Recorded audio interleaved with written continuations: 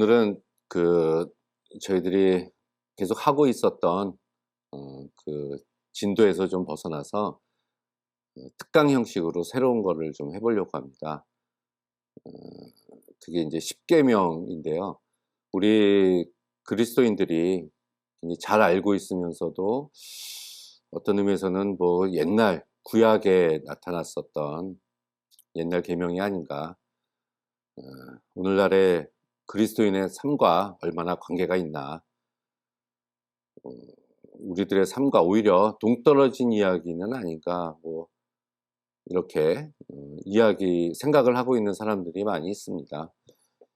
예수님이 오셨으니까 특히 구약은 별로 중요하지 않고 예수님이 오신 이후로부터는 예수님의 말씀이 중요하다, 이렇게 생각을 하고 있는 사람들이 있는데요. 저는 구약을 전공한 저의 입장에서 볼 때는 굉장히 안타깝고 기분이 안 좋은 그런 생각들입니다. 결코 구약에 있는 율법들, 특히 이 신명기는 우리들의 일상적인 생활하고 아주 밀접한 관계가 있어요. 우리들의 예배 생활과 교회 생활과 우리들의 신앙과. 그래서 이것을 바르게 이제 해석을 잘 해가지고 가장 중요한 것은 내 삶과 이 십계명이 얼마나 관계가 있는가 하는 문제라고 생각을 합니다. 그래서 이제 그것을 찾아보는 그런 시간이 되기를 간절한 마음으로 가지고 이번에 시작을 해보려고 합니다.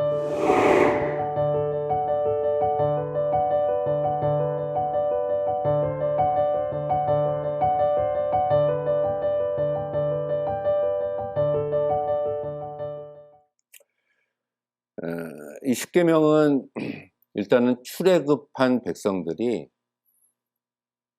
애굽을 나와서 홍해를 지나서 시내산이라는 곳에 도착을 하게 됐는데 한 달 정도 소요가 돼요.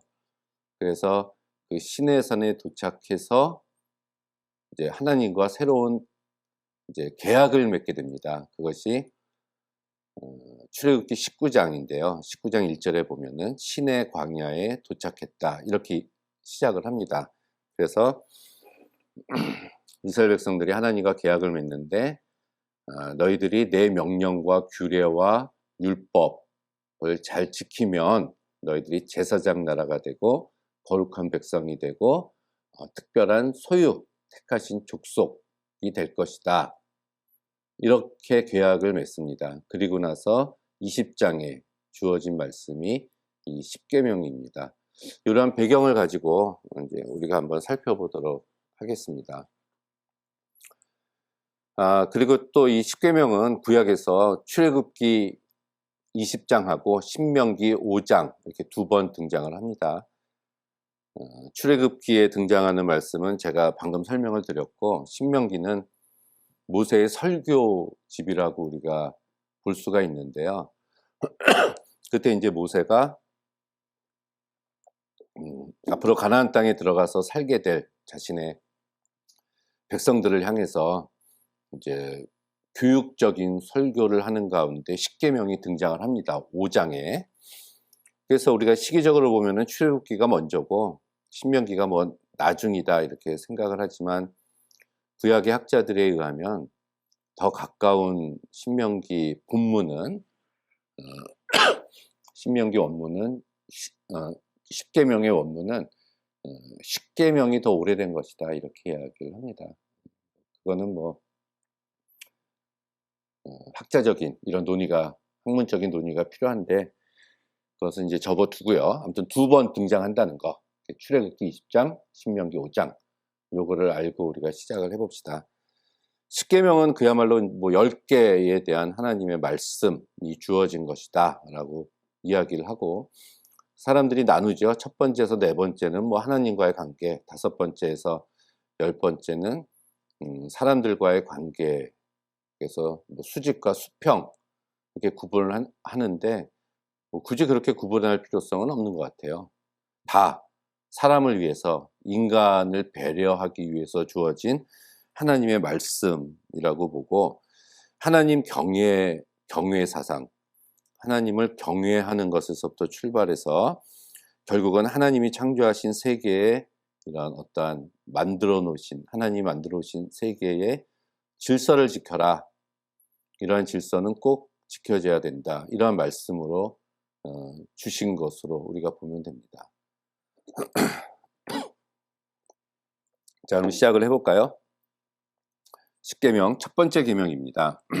너는 나 외에는 다른 신을 내게 있게 말지니라. 이런 말씀이죠. 이것 때문에 첫 번째부터 이 기독교가 다른 종교들에게 욕을 많이 얻어먹게 됩니다. 자기만 안다. 기독교는 하나님만 알고 다른 종교는 뭐 인정을 하지 않는다. 특히 이 포스트 모더니즘 시대에 있어서 종교의 다원성, 다양성 이런 것들도 인정을 해야 되는데 기독교는 너무 배타적이다 이렇게 이야기를 합니다. 근데 그렇지 않습니다. 왜 그렇지 않은지 우리가 한번 살펴볼까요? 자, 여기서 일단 너는 나 외에는 했을 때 너는 이제 히브리어에 단수 복수가 있는데 여기서 단수 취급을 하고 있어요. 이것은 이스라엘의 공동체를 하나의 단수로 놓고 이제 하나님께서 하신 말씀이다라고 볼 수가 있겠죠. 일단 이스라엘 백성들은 이전에 한 달 전까지만 해도 애굽에서 노예 생활을 하고 있었습니다. 애굽은 다양한 신들을 섬기고 있었던 나라예요. 그래서 많은 신들이 있었습니다. 사람들은 일단은 그 다닥익선이라고 많을수록 좋다고 생각을 해요. 이거는 신도 마찬가지죠. 뭐 예수님도 믿고 부처님도 믿고 뭐 알라신도 믿고 공자도 믿고 많이 믿고 있으면은 그 중에서 하나 재수 좋으면 나한테 복을 주고 유익을 주는 게 하나는 있지 않을까 이렇게 생각을 가지고 있는 것이 밑바탕이에요. 그래서 전 세계 고대 근동에 뭐 동서고금을 막론하고 신들이 많습니다. 이제 그리스, 헬라에도 신이 많잖아요. 제우스 신도 있고 뭐 아폴론도 있고. 이것처럼 많은 신을 섬기면은 더 좋다고 생각을 하고 있는데 이 하나님만 그렇지 않아요. 이건 유일신 사상이라고 이야기를 하고 있죠. 하나님입니다. 우리는 이 하나가 하느님 하면 하늘에 계신 님인데 우리는 하나라는 하나님을 믿는다 이렇게 봐야 돼요. 유일신이에요. 하나님만 믿는다. 그래서 이제 이것을 보고 하나님은 독재자다, 질투한다, 다른 신을 인정을 안 한다 이렇게 이야기를 많은 사람들이 합니다. 저는 이 첫 번째 계명을 설명할 때 항상 드는 예화가 있어요. 그것은 뭐냐면 심청전입니다. 한국 사람이면은 누구나 다 알고 있죠. 심청이가 있고 그 아버지 신봉사가 있습니다. 신봉사가 봉사니까 장님이죠. 눈을 뜨기를 원해요. 어느 날 어떤 스님이 찾아옵니다. 공양미 300석이 있으면 부처님이 눈을 뜨게 해줄 겁니다. 신봉사가 앓고 있죠. 심청이가 그것을 알고 공양미 300석을 마련을 합니다. 어떻게 해요? 어부들에게서. 그 어부들은 공양미 300석을 주고 심청이를 삽니다. 왜?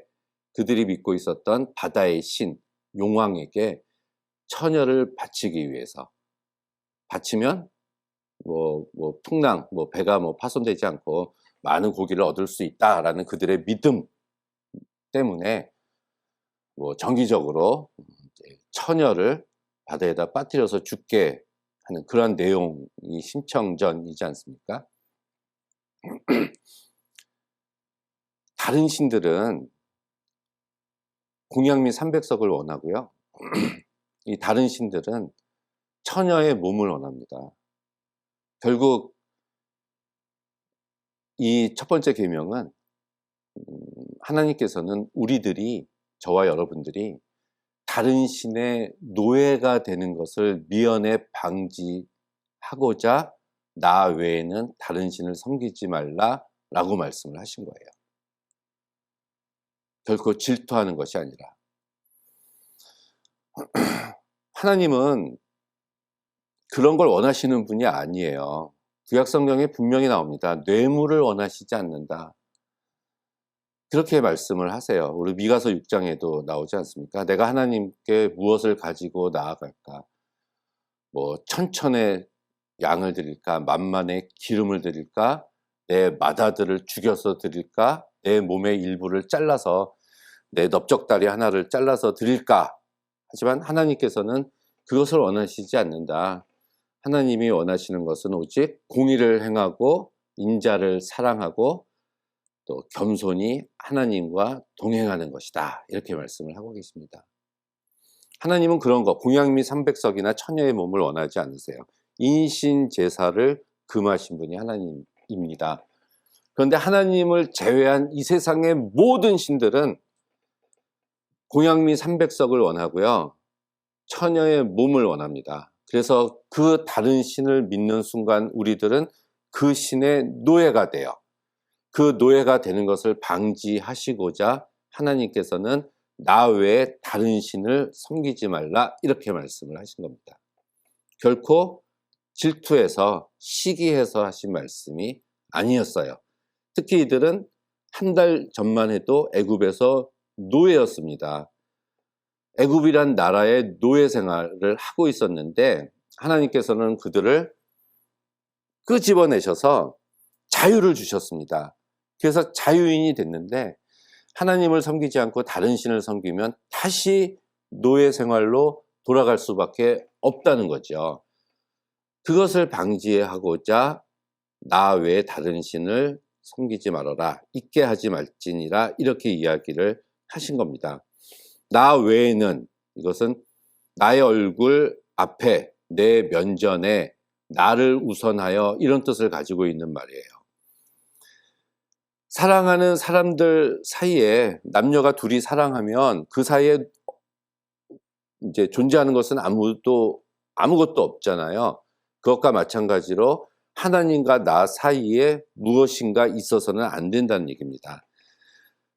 내가 하나님보다 더 흠모하고 숭배하는 것이 있어서는 안 돼요.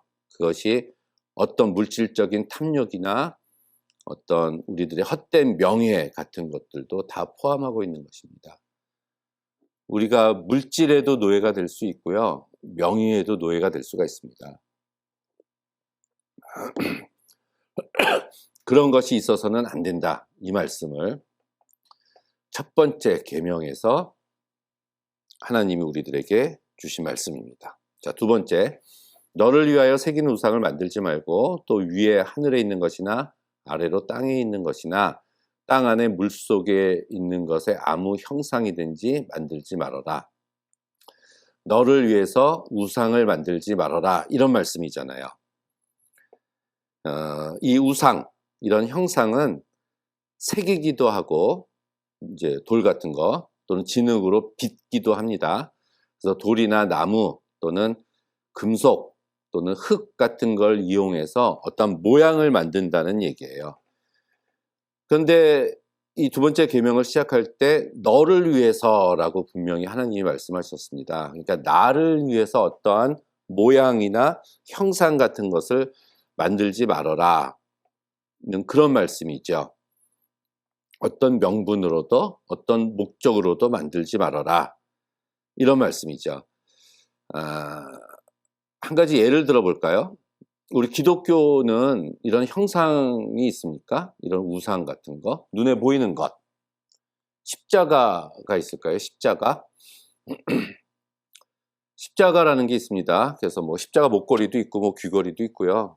그리고 교회에 보면은 강대상에 십자가가 이렇게 있는 교회도 많이 있고, 또 교회 뭐 종탑 위에 십자가 이런 게 많이 있는데, 그 십자가가 이 하나님을 나타내고 기독교를 상징하는 어떤 형상이라고 생각을 하십니까?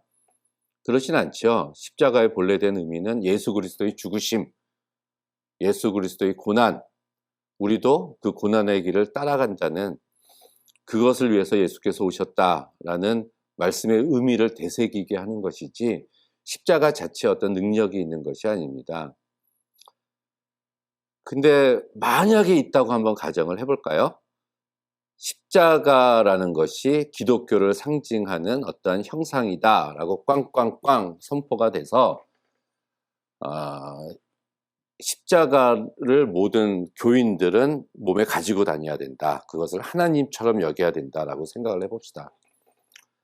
그러면 누군가는 그 십자가를 만드는 사람이라는 것이 있어요. 사람이 만들 거 아니에요.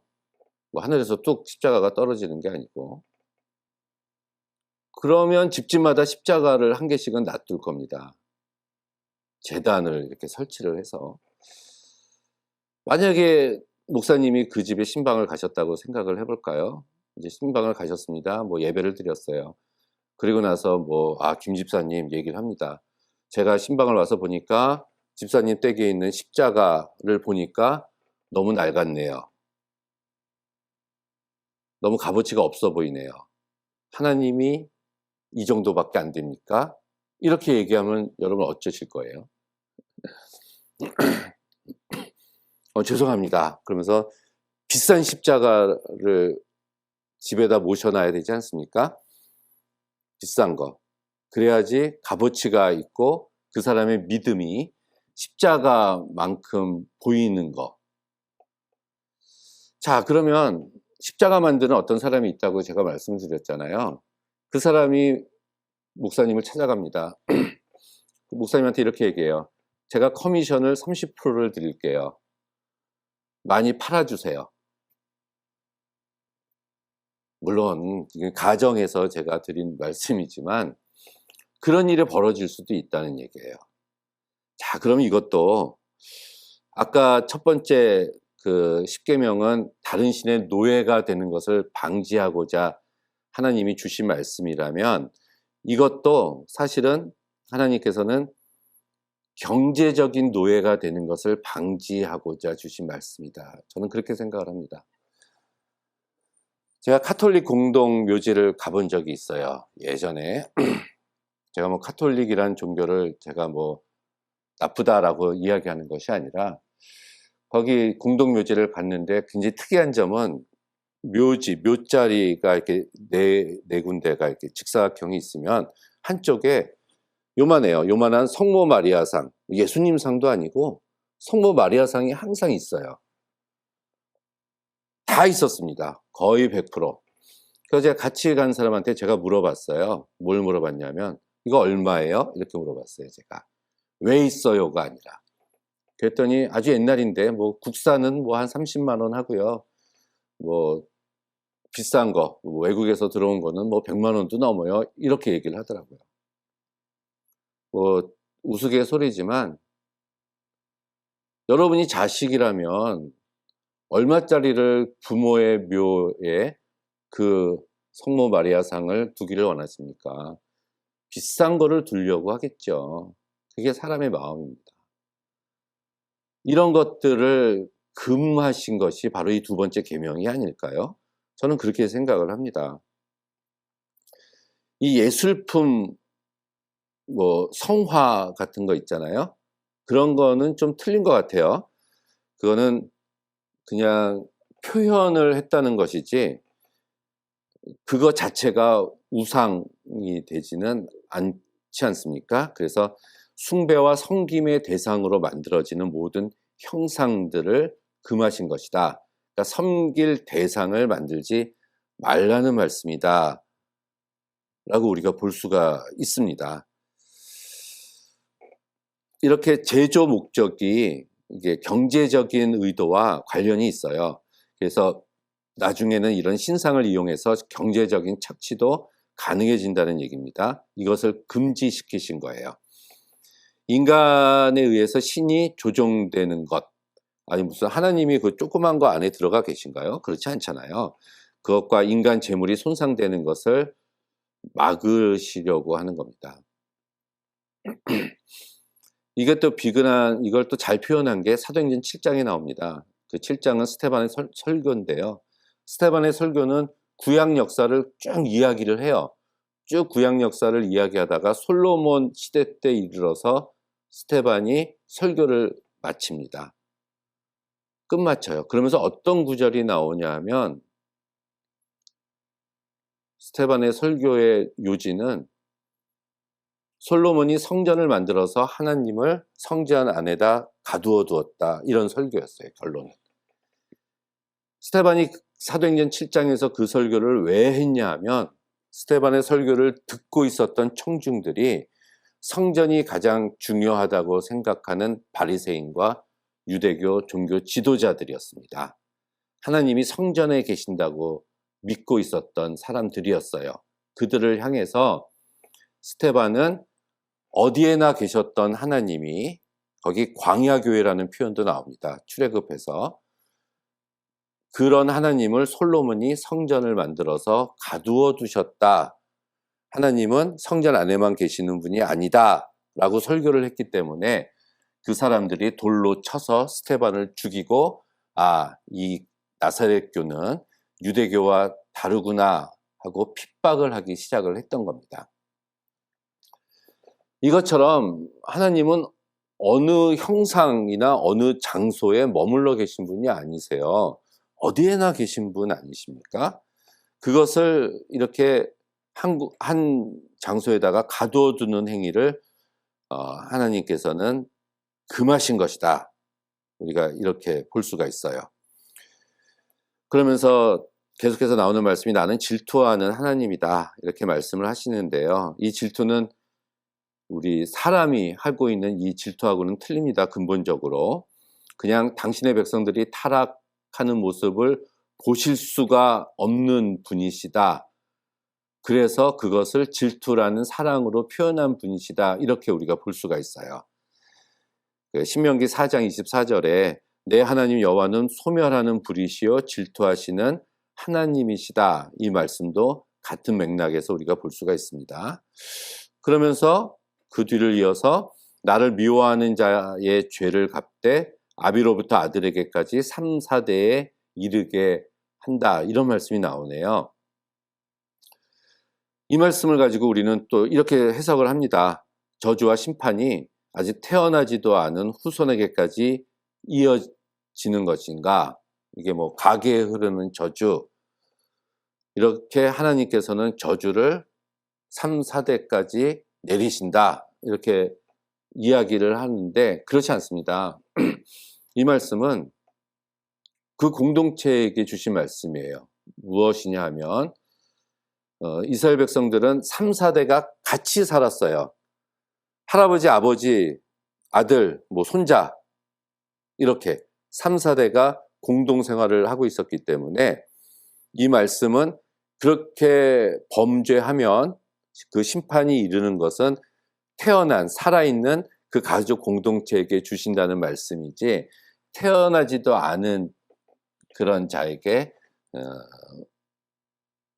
심판을 내리신다는 말씀이 아닙니다. 이걸 우리가 잘 알아야 돼요.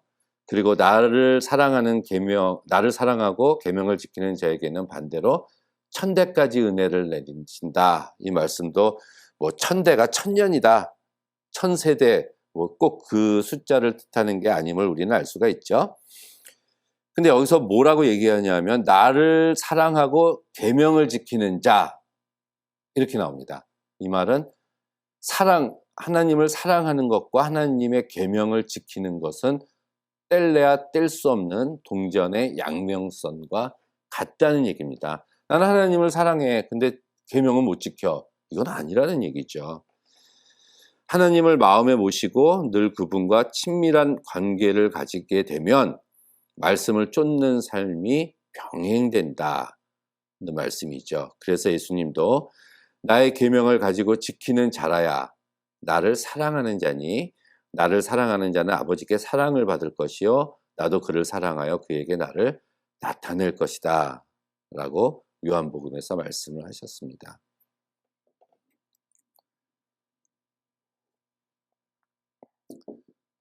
결국은 우리가 보이지 않는 것에는 우리가 좀 불안함을 느끼는 사람들의 마음이 있어요. 그래서 뭔가 있으면 좋겠다는 거예요. 눈에 보이는 게.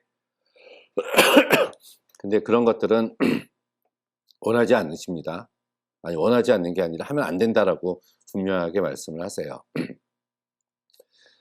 제가 결혼하기 전에, 그러니까 한 30년도 더 되기 전의 일인데, 제가 그 당시에 그 강릉에 그 예수원이라는 곳을 방문을 한 적이 있습니다. 일주일 동안. 그래서 노동하고, 기도하고, 명상하고, 일주일을 지냈어요. RA 토레이 신부님, 지금 돌아가셨지만. 근데 거기서 좀 견디기 힘들었던 게 그 침묵이었습니다. 침묵. 저녁을 먹고 나서 이제 잠자리에 들 때까지 말을 못하게 해요. 같이 있는데. 힘들었지만 굉장히 뜻깊은 훈련의 시간이었습니다. 제가 이 말씀을 드리는 이유는 거기서 나오면서 제가 기념품이라고 뭘 갖고 나왔는데 그게 엽서하고 십자가 하나를 가지고 나왔어요. 십자가 요만한 겁니다. 제가 오늘 가지고 올라 그랬는데 잊어버렸어요. 그거를 제가 차에다가, 차 룸미러에다가 이렇게 이제 달아놨어요. 1,000원 주고 산 거고 볼품없는 나무 십자가입니다. 아직도 있습니다. 제 차가 여러 번 바뀌었지만 그 십자가는 아직도 바뀌지 않았어요. 제가 부적처럼 가지고 다니는 게 아니라 그냥 기념해서 그냥 가지고 다니는 것이지, 제가 마음의 안정을 얻으려고 하는 것은 아닙니다. 이 정도는 허락을 하시겠죠? 자동차 얘기를 한 가지 더 하자면은 차 뒤에 스티커, 옛날에는 네타시오라고 카톨릭에서 이 스티커를 붙여놓고 다니는 적 많았고, 물고기 표시 이런 거 있고 십자가 이렇게 해놓는데 좋아요. 그런 거 달고 다니는 거 다 좋습니다. 대신에 교통법규 같은 거는 굉장히 잘 지켜야 되지 않겠습니까? 그런 걸 달아놓고 아무렇게나 운전을 하면 이제 하나님을 욕먹이는 일들이지요. 이러한 것들이, 이런 형상 같은 것들이 우리가 잘 사용해야 될 걸로 생각을 합니다. 자, 세 번째 가볼까요? 너는 너희 하나님 여호와의 이름을 망령되이 일컫지 말라. 나 여호와는 나의 이름을 망령되이 일컫는 자를 죄 없다 하지 아니하리라. 이렇게 말씀을 하고 계십니다.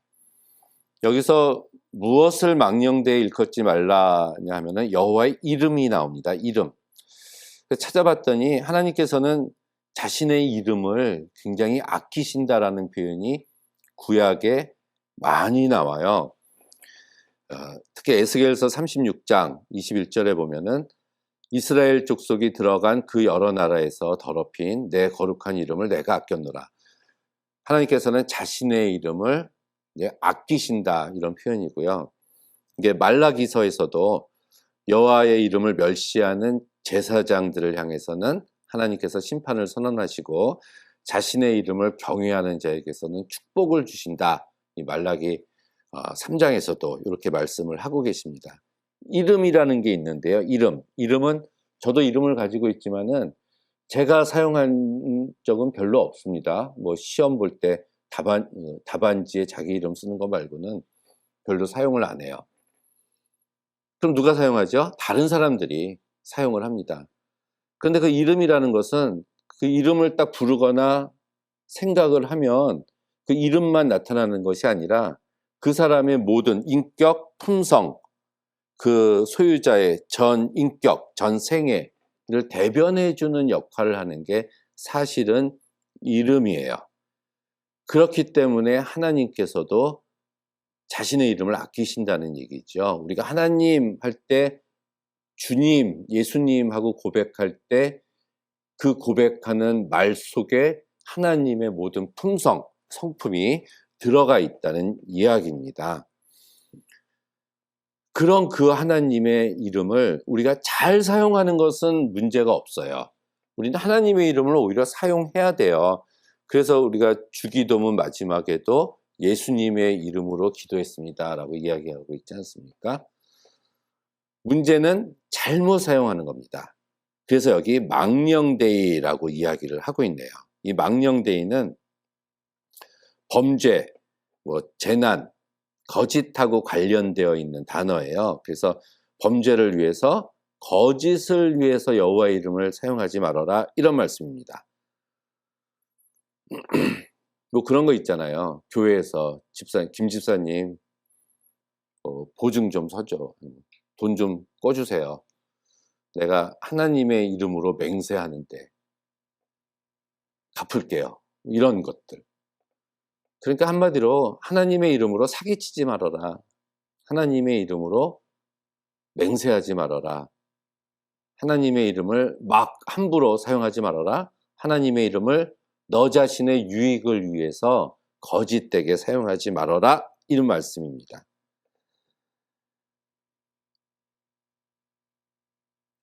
우리는 이런 것도 사실은 교회 생활하면서 흔히 접할 수 있는 부분이고요. 우리가 쉽게 또 잘못을 저지를 수 있는 이런 부분입니다. 그래서 하나님의 이름을 잘 사용해야 돼요. 그래서 하나님께서는 이렇게 자신의 이름이 잘못된 목적에 의해서 이용당하시는 것을 금지하신 조항이다, 우리가 볼 수가 있습니다. 이게 잘못 하나님의 이름이 사용되어지면 궁극적으로 그 피해가 또 저와 여러분, 우리들에게 갈 수 있기 때문에 이 조항을 하나님께서 넣으신 것이다, 우리는 볼 수가 있습니다. 네 번째는 안식일을 거룩하게 지켜라. 안식일을 기억하여 거룩하게 지켜라. 우리가 원문을 좀 읽어보면은 안식일을 기록하여 거룩하게 지켜라, 이게 더 맞는 표현이에요. 두 가지 의미가 있습니다. 첫 번째는 쉼이죠. 쉬어라. 자, 한 달 전까지만 해도 이 사람들은 다 노예였어요. 노예는 쉬는 날이 없습니다. 그런데 지금은 이들은 노예가 아니라 자유인이었어요. 자유인이 됐어요. 그래서 신명기 5장 15절에는 너는 기억하라, 내가 애굽 땅에서 종이 되었더니 너를 거기서 인도하여 내었나니 그러므로 안식일을 지키라. 이 안식일을 지키라는 개념을 전에 너희들이 그 애굽에서 노예였다는 것을 상기시키면서 주시는 말씀입니다. 그래서 쉬어라라는 얘기예요. 쉬어라. 이 쉼은 자신만 속하지 않습니다. 자신을 포함한 가족, 자기 밑에 있는 종들, 자기가 소유한 육축들, 자기 집에 찾아온 손님들, 나그네들까지 다 포함해서 그 모든 사람들을 다 쉬라고 이렇게 이야기를 하고 있는 거예요. 어떤 장로님이 사장님입니다. 뭐 큰 공장을 경영을 하고 계세요. 열심히 일을 하고 공장에서 나온 수익으로 뭐 11조도 하고 헌금도 많이 드려요. 물론 안식일도 지킵니다. 본인도 쉬세요. 하지만 자기 공장에 있는 노동자들은 쉬지 못하게 합니다. 그들에게는 쉼을 보장해 주지 않고요, 휴식을 주지 않고요, 열심히 다그쳐서 일을 하게 시킵니다. 그래서 많은 이익을 얻게 해요. 그 많은 이익으로 하나님께 헌금을 합니다. 기뻐 받으실까요? 절대로 하나님은 그 재물을 기뻐 받으시지 않는다고 저는 생각을 합니다. 그래서 신명기에는 너뿐만이 아니라 너 가족, 네가 고용하고 있는 그런 종업원들, 일꾼들, 또 너의 집에 있는 일하는 소 있지 않습니까? 그런 소들, 자연들까지예요. 이 토지까지도 넓게 나갑니다. 그리고 너희 집에 찾아온 나그네들에게까지도 다 휴식과 쉼을 제공하라는 말씀이죠. 자신뿐만이 아니라 모든 사람들에게 이 안식일이 주어져야 됩니다. 그래서 첫 번째는 쉼이고요. 두 번째는 대신에 일하라. 나머지 6일 동안은 열심히 일하라는 말씀이에요. 그래서 출애굽기 20장 9절에 엿새 동안은 힘써 내 모든 일을 행할 것이니 6일 동안 힘써 일하는 것이 안식일을 거룩하게 지키는 전제 조건이 된다는 이야기입니다. 노동의 일을 성실히 수행한 자만이 안식일의 참 의미를 발견할 수가 있어요. 월요일날 놀고 화요일날 먹고 수요일날 쉬고 목요일날 자고 금요일날 즐기고 토요일날 또 쉬었다가 주일날 안식일이다 이제 쉬어야 되겠다 하는 사람에게는 진정한 그런 안식일이 찾아오지 않습니다. 누가복음에 나타난 그 어리석은 부자의 비유에도 있지 않습니까?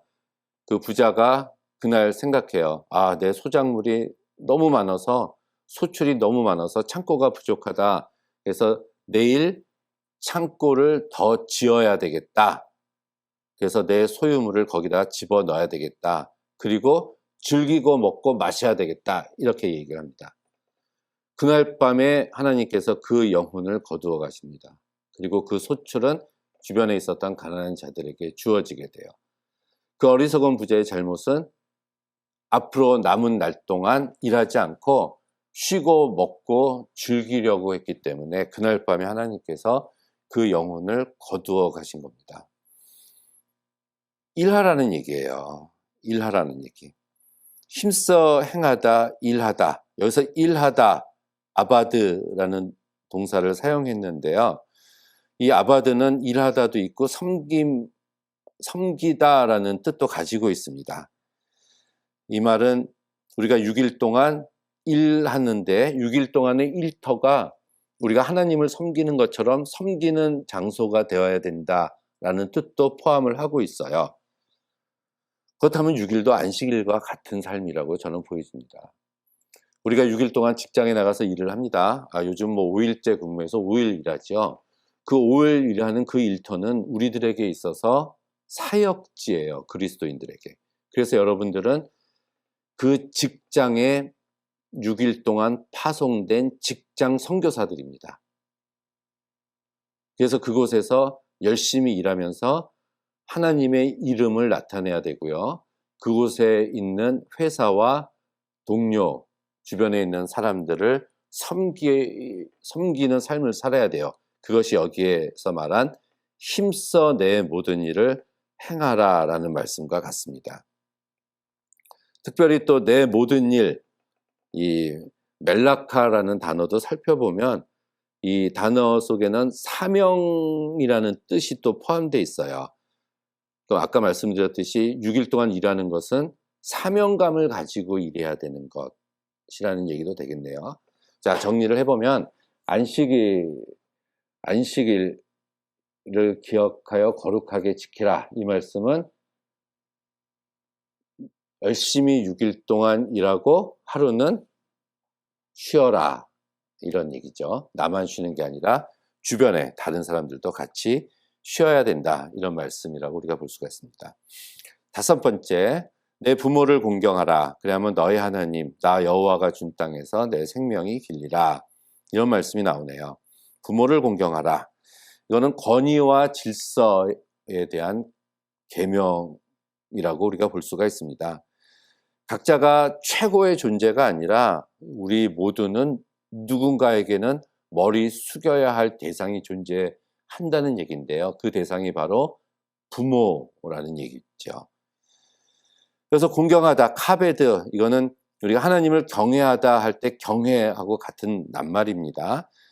그렇다면은 하나님을 경외하듯이 부모님을 공경하다, 이런 뜻이라고도 볼 수가 있겠네요. 하나님을 섬기듯이 부모님도 섬겨라. 결국은 부모 섬김을 통해서 우리가 하나님 섬김까지도 나아갈 수 있다. 이렇게 볼 수가 있죠. 당연한 얘기입니다.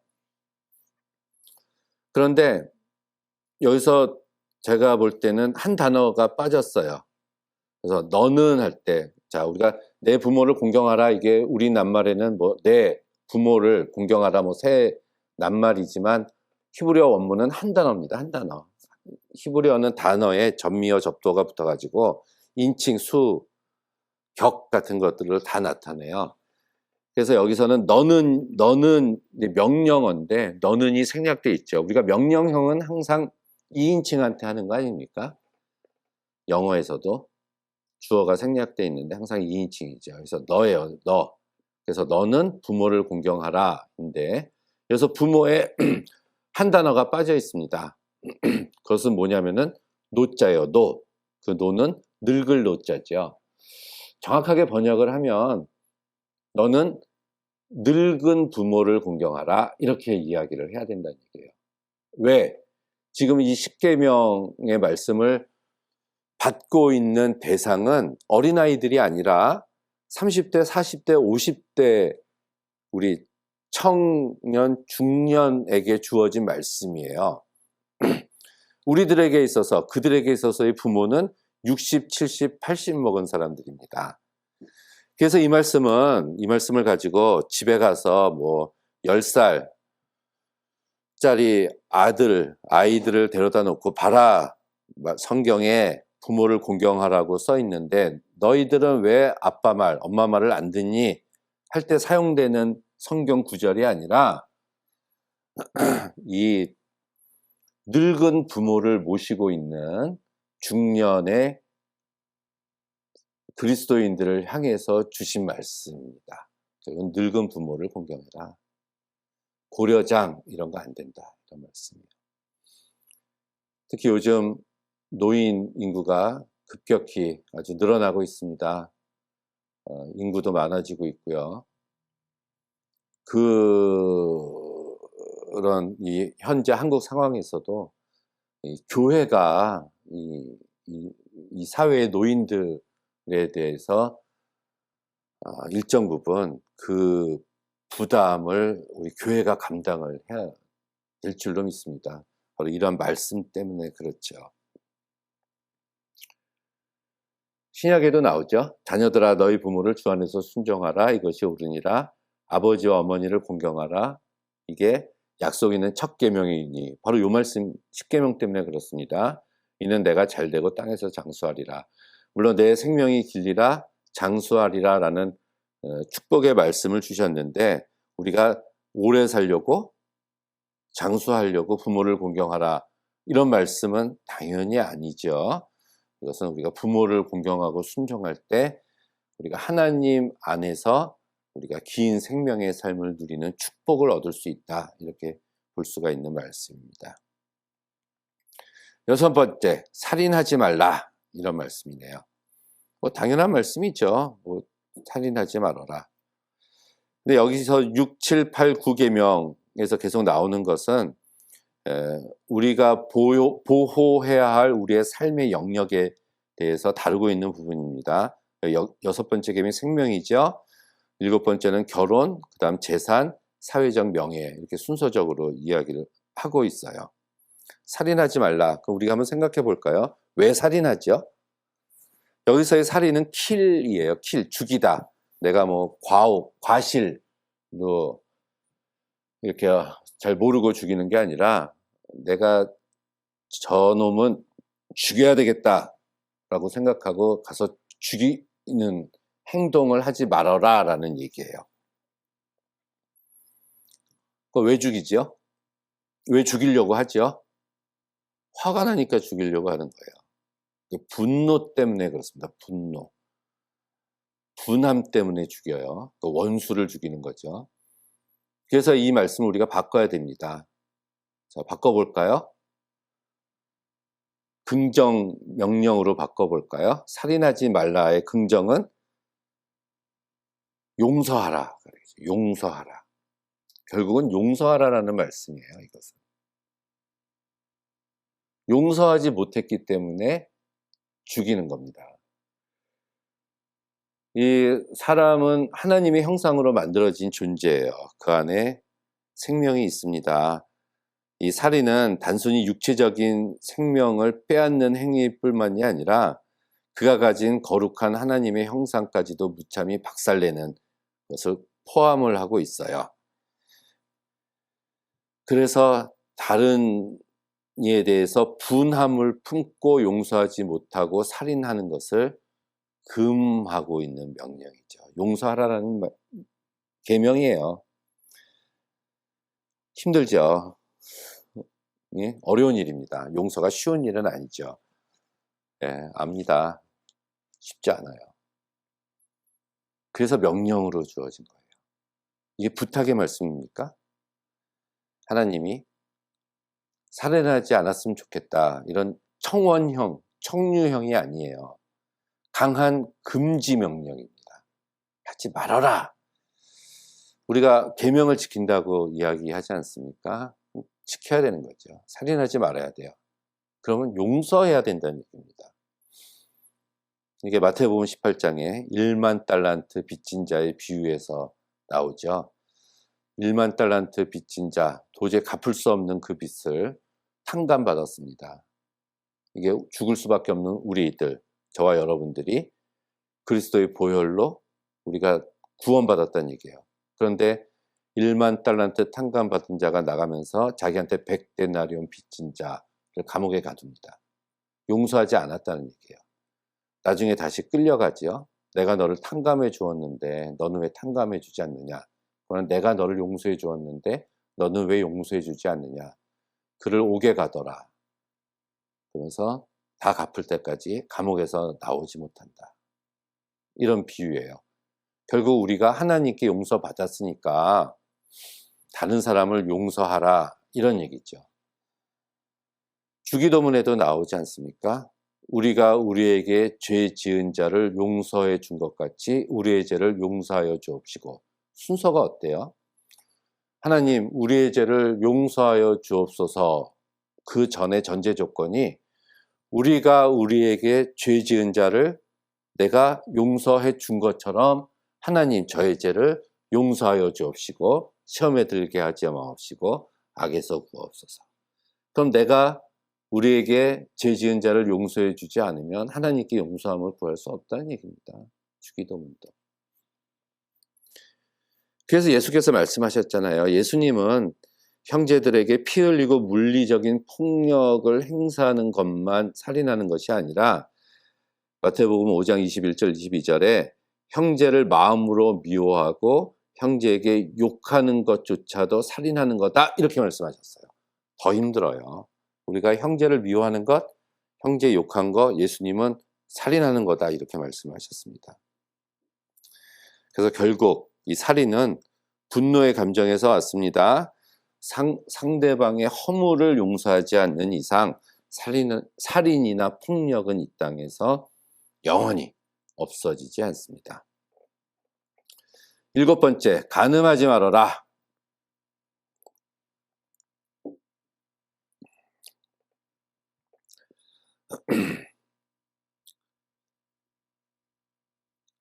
이 간음이란 나프라는 단어는 일반적인 어떤 성관계를 나타내는 이런 단어가 아니라 부부가 아닌 다른 상대와 관계를 맺을 때 사용하는 단어예요. 이 나프라는 이 단어가. 그러니까 부부가 아닌 다른 상대와 관계를 맺지 말아라 하는 얘기입니다. 이 당시에는 이스라엘 사람들은 여자들은 생리가 시작되면 바로 결혼을 했어요. 그래서 처녀들이 없습니다. 생리하면 바로 결혼을 하는 거예요. 아이를 낳을 때가 됐으니까. 다윗이 8번째 아들이잖아요. 그럼 다윗의 엄마는 애만 낳았다는 얘기예요. 계속 결혼해서. 그게 여자들의 의무였습니다. 그래서 오히려 생리하는 기간도 없어요. 아이를 임신하는 기간, 또 수유하는 기간, 그럼 또 임신하고 이렇게 되지 않습니까? 그렇다면은 간음하지 말아라 라고 이야기를 했을 때 그 상대방 여자는 처녀가 아니라 유부녀라는 얘기입니다. 처녀가 없으니까. 그럼 다른 말로 바꿔볼까요? 그럼 유부녀를 건드리지 말아라 이런 말씀이 되네요. 부드럽게 표현해 볼까요? 남의 가정 공동체를 깨지 말아라 이런 말씀입니다. 남의 가정을 깨지 말아라. 이스라엘은 출애굽해서 나왔을 때부터 이 가족 공동체예요. 그 가족 공동체가 모여서 시족이 되고 시족이 모여서 부족이 되고 부족 공동체가 모여서 12지파를 형성하고 12지파가 모여서 이스라엘. 그러니까 이스라엘 지파의 가장 근본적으로 내려가면은 가족이 나옵니다. 가족. 그래서 잠언도 항상 앞부분에 9장까지 시작할 때 2장, 3장, 4장 시작할 때 아들아, 아들아 이렇게 시작을 합니다. 가족에서 주어지는 시족 잠언이었어요. 지혜가 가족 교육을 통해서 내려가는 거죠. 그래서 그 가족 공동체가 붕괴가 되고 박살이 되면은 이스라엘 공동체가 무너지는 겁니다. 그래서 그 가족을 지키려면은 그 가족의 여자를 지켜야 돼요. 그래서 유부녀 건드리지 말아라 이런 말씀입니다.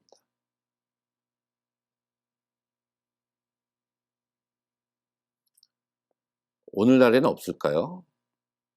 교회 다니는 사람들 가운데는 이런 사람이 하나도 없을까요? 이게 죽은 명령, 십계명이 죽은 계명이 아닙니다. 오늘날 살아 있어요. 그러니까 용서해야 되고요. 열심히 일해야 되고 안식일날 쉬어야 되고 남의 유부녀도 건드리면 안 됩니다. 예수님은 더 심해요. 육체적인 간음뿐만이 아니라 마음속에 음욕을 품는 것도 간음이다. 산상수훈 요한복음 5장 27절에 말씀하셨어요. 저 여자 예쁘다. 예? 지나가는 여자 보고 와, 뭐 이것도 간음이래요. 이게 구약이 훨씬 지키기가 쉬워요, 여러분. 신약이 훨씬 더 어렵습니다. 우리 몸은 우리 몸 안에 성령님이 계십니다. 그렇죠? 그래서 우리 몸은 성전이라고 얘기를 하잖아요. 성령이 내 몸에 계십니다. 내 안에. 그래서 너희 몸은 성령이 계시는 거룩한 전이 아니냐. 신성한 거예요. 깨끗해야 됩니다. 그래서 더러워지면 안 되는 거예요. 우리의 육체도, 우리의 몸도. 예, 지켜야 됩니다. 자, 8번째. 도적질 하지 마라. 가나브, 도적질. 도적질하다, 이게 몰래 가져가다, 이제 속이다, 이거예요. 속이다. 이게 성서에 좀 포괄적으로 넓은 의미에서 보면은 거짓말도 포함이 될 것 같아요. 속이고 기만하는 행위.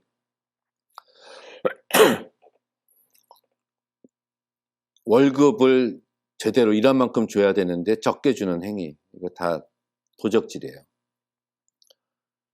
도적질. 위치이동이라고 얘기하죠. 제가 군에 있을 때는 위치이동 이런 용어를 쓰더라고요. 거기는. 자, 이것도 바꿔볼까요? 도적질 하지 마라를 긍정으로 바꿔봅시다. 그럼 뭐가 나오죠? 예, 열심히 일해라. 열심히 일해라. 그리고 남의 소유를 인정하라. 이게 됩니다. 도적질은 남의 소유를 인정하지 않는 거예요. 남이 열심히 일해서 쌓아놓은 것을 내가 그냥 가져오는 행위거든요. 나는 일을 안 하고.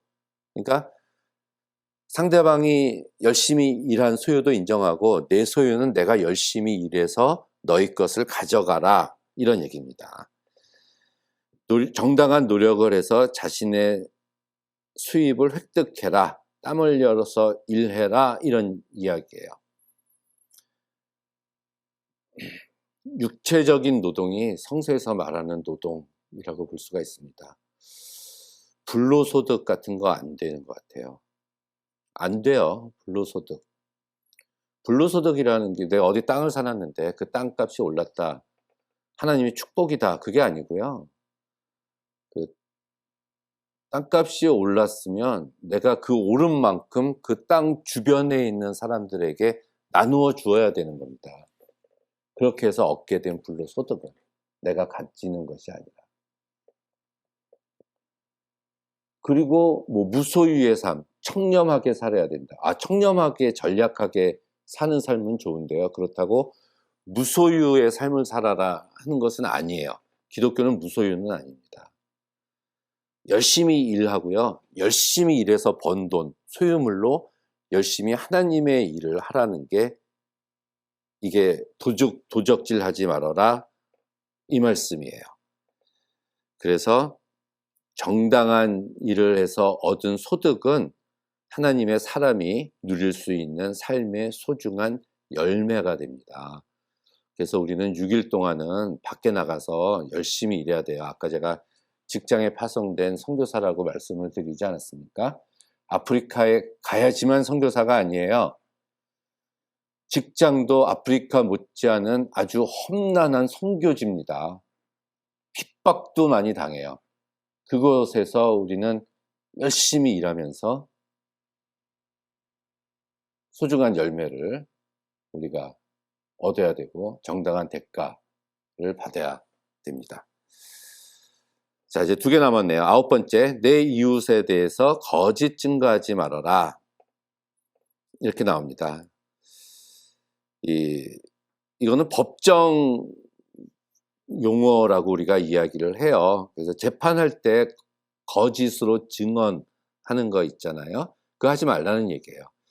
지금은 뭐 증거, 뭐 이런 과학적인 수사 같은 걸 하지만은 예전에는 그게 안 돼서 오로지 증인, 위트니스, 증인의 증언으로 재판이 판가름이 됐습니다. 그래서 증인의 역할이 굉장히 중요했어요. 근데 반대로 말하면 억울한 일이 생기는 거잖아요. 내가 맞았는데 때렸다라고 옆에 있는 사람이 증언을 하면은 나는 굉장히 억울한 겁니다. 그거를 하지 말라는 얘기예요.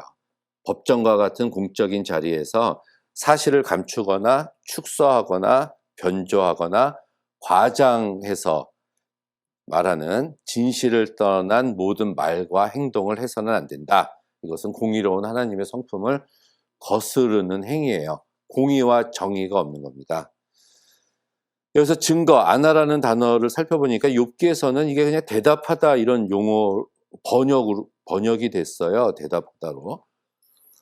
그렇다면은 단순히 증인으로서 재판에 참석해서 엄숙히 답변하는 거나 분명한 목소리로 자기의 진실을 밝히는 것뿐만이 아니라 조그마한 행동이나 간접적인 말, 이 대답하다기 때문에 심지어 자신의 눈빛을 통해서 어떤 내용을 암시하는 소극적인 행동까지도 해서는 안 된다라는 얘기입니다.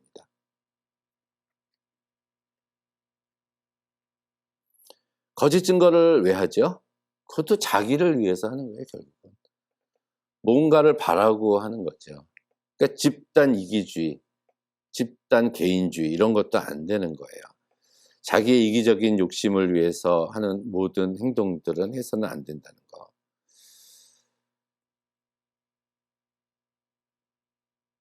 소극적인 것뿐만이 아니라 적극적으로. 그렇다면은 누명을 쓰고 있는 이웃이 있다면 내가 어떠한 불이익이 오더라도 그것을 무릅쓰고 바른 말과 용기 있는 행동을 할 수 있는 정의로움까지도 모두 포함하고 있는 단어가 바로 이 단어입니다. 그래서 정의와 공의를 거스리는 일련의 모든 거짓 것들을 행해서는 안 된다. 이렇게 볼 수가 있습니다. 자, 마지막.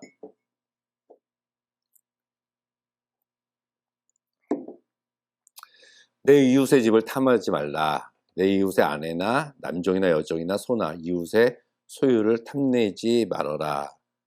고 나오네요. 근데 한 가지 이상한 게 지금까지는 행동이었어요. 살인하다, 뭐 간음하다, 도적질하다, 거짓 증거하는 거. 근데 마지막 10번째 계명에서는 마음속의 죄를 언급을 하셨는데요. 탐하지 말아라. 네? 마음의 동기가 중요함을 말씀하셨습니다.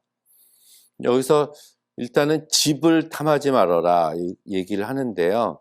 집은 뭐 건물뿐만이 아니라 가정, 그러니까 이제 가족들, 소유물 모든 것을 포함하고 있는 거라고 우리가 볼 수가 있겠네요. 이 집이라는 것은 한 남자와 한 여자가 결혼해서 만들어가는 터전이라고 볼 수가 있죠. 삶의 터전. 근데 그것을 남의 집을 탐하지 말아라. 탐욕을 가지지 말아라. 그 탐욕, 그 7가지 세븐이라는 영화도 있죠. 거기서도 탐욕이 나오는데 탐심이라는 것은 어떤 정해진 질서를 넘어선 욕심이다. 그래서 모든 더 가질 욕심보다 더 가지려고 하는 마음이 탐심이다라는 얘기입니다.